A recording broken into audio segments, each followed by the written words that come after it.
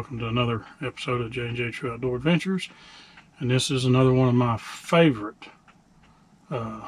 rifles to hunt with. Now, I haven't hunted with it for years, but since Ruger bought out Marlin, and Ruger has just come out with their Marlin 336 30-30, and I think there's other calibers that they're coming out with as well. And I don't know if they've come out with the 30-30 yet, or if they've come out with a different caliber first, but I know they've already started producing them. I already heard the manufacturer's suggested retail price is, I don't know for certain. I've watched another friend of mine's videos hunting for hookers, and he talked about them, and I can't remember if it was like in the $1,200, $1,400, $1,500 price range. But what I wanted to show, this is mine. This is my Marlin 336, not C or anything else. It's Marlin 336, and it's got a Charles Daly 3x9x40 scope on it. It is what they call the gold trigger. I just got a cloth sling on it, but it has the spur on the hammer here for cocking it, since it's got the scope on it. It does have a set of high-rise see-through mounts. This, I don't know if you'd call these the semi-buckhorns. It's not the buckhorns, I know, but it's got the hooded front sight, and it holds 6 30-30 rounds in the chamber, or in the tube, and 1 in the chamber, so basically a 7-shot. And of course, this is a 30-30 shell. I think this is 150 grain. These are rimmed cases, and great deer rifle. I mean, other than the Winchester 94 30-30, this here is by far the popular gun for deer hunters on the East Coast. I know, the eastern part of the United States. I've had this for a long time. I was trying to remember when I bought it. It's probably the second one I've had, but I've had this one the longest. And I checked the serial number on it and checked the year of manufacture. This was made in 1973. It's got beautiful wood, if you can see. It's a real beautiful stock. It's walnut, of course. And like I said, it's a lever action, and it is empty. There is no rounds in the chamber.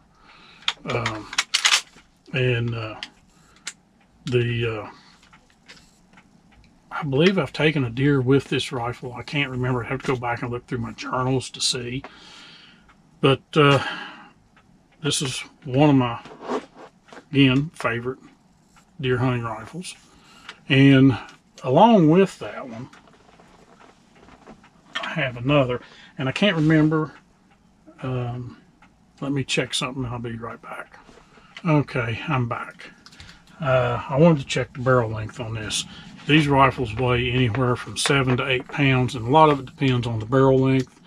The barrel lengths could be 20 to 24 inches, and I can't remember what this barrel length is. This is a, I don't know if I can get it in the camera or not. This is a 20-inch barrel. So I'd say this range, but without the scope on it and the high-rise mounts, it probably weighs 7 pounds. Now, as I was saying, I've had that one for years. I love the wood grain on it. My brother-in-law, my oldest brother-in-law, passed away in 2007, and his brother ended up with his rifle, and then I ended up with the rifle. And I had one of these myself. In fact, when my brother-in-law bought this one, we all my oldest brother-in-law, myself, and my other brother-in-law, Dink, we all three, and I'm trying to remember if this was in the, I think it was the late 80s. A friend of his had bought these. They were brand new, still in the box. Another Marlin 336 with the gold trigger. It has a Tasco 3x9. I think it's a 3x9/40 as well. Scope on it with the high-rise mounts. It's got the hammer attachment on it to where you can cock it and release it. And it has the same type of rear sight. I don't know, like I said, I don't know if it's semi-buckhorn or just a regular sight. It does have the hood on the sight, front sight. It's got a military style sling on it. And of course, again, 6 in the tube, 1 in the chamber, making it 7-shot. And it's got pretty wood on it too, but of course, like I said, my brother-in-law hunted with his more than I hunted with my 30-30. And it's chambered.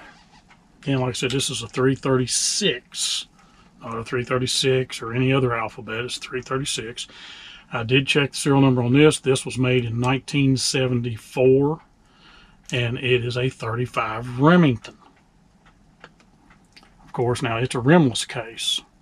And of course, this is the Hornady Lever Evolution bullet. It's got the rubber nose on it because, you know, in the 30-30, since it is, you know, tube chamber or tube fed, you want to make sure that the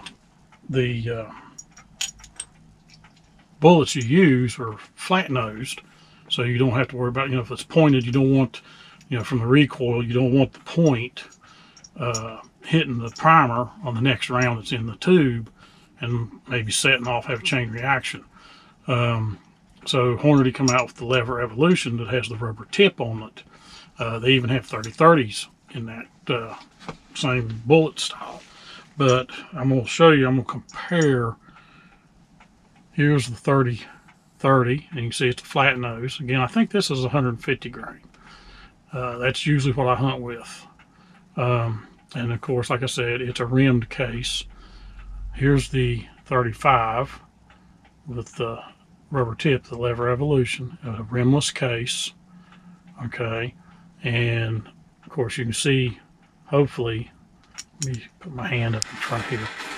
Hopefully you can see the difference in the bullet there. And the 35 does what? When I had mine many years ago, I shot a deer. I'm trying to remember. It was probably over 100 yards, or right at 100. And it was walking. I didn't lead far enough. I hit it in the hindquarters. And that thing bled like a stuck pig. And I had just basically a red carpet to follow all the way down to where I finally did recover it. But I actually lost that one hindquarter because that 35 just literally turned that into a hamburger. And I think that's when I decided, well, 35 is not for me. And then I went back to a 30-30. But like I said, this one was my brother-in-law's. This one I cherish. I had planned to hunt with it last year, 2022, but couldn't find any ammo. 35 Remington was hard to find. I ended up finding some ammo after we got back from deer camp. And, you know, here's the box. I got it from Dunham's. And the box of 20 35 Remingtons was $48. So I'm kind of glad that I didn't hunt with it. I have shot this rifle since I got that box because we wanted to check the zero on the scope because, like I said, my brother-in-law that passed away, he had it set, and he killed several deer with it. He's got one of them that's mounted, And then it was passed down to my other brother-in-law, his actual brother, and he had it for several years. And then I ended up with it, and I said this would never leave my safe. And then, like I said, I wanted to hunt with it last year, just to hunt with it one time, hopefully get a deer with it, and then put it away. But you know, it's an heirloom to be cherished. And my 30-30, I don't know. I'm not hunting with it this year. I know. Jared and I got those new howlers. We're going to be, 308s. We're going to be hunting with those. I may take the 30-30 as a backup. I don't know. I may take my 700 BDL 30-06 as a backup. But I just wanted to touch on these, especially since Ruger has come out with Marlin rifle again, because like I said, they bought Marlin. You couldn't find any new Marlins from Marlin, and if you did, the prices had started going up. And now with Marlin coming out with their new, or Ruger coming out with the new line of Marlin rifles made by Ruger, the prices are a lot more too. Of course, I know in today's market and everything costs more, but I mean, back in '74, probably $250, probably for a Marlin 30-30. I know when I bought this one, of course, I bought it used, and it was probably, I'm trying to remember, I think I bought this in 2009. I'd have to look. I've got an inventory of firearms I have and when I bought them. But I only paid probably $300 or $350 for this with the scope and the high-rise mounts on it. I did put the sling on it. So, the prices of things have done, really gone up. But the 35 has a 20-inch barrel as well. I should have mentioned that before I put it away. But I got it laying right here side by side with my 30-30. But I wanted to do this little video just to touch on another one of my favorites and get it out there. There may be more to come, but I wanted to share that with you. So please like, comment, subscribe if you're not a subscriber. Share the videos. Like I said, like those videos. That's the thumbs up. It gets it out there on those algorithms. And as we're fond of saying, see you in the woods. See you next time. Thanks for watching.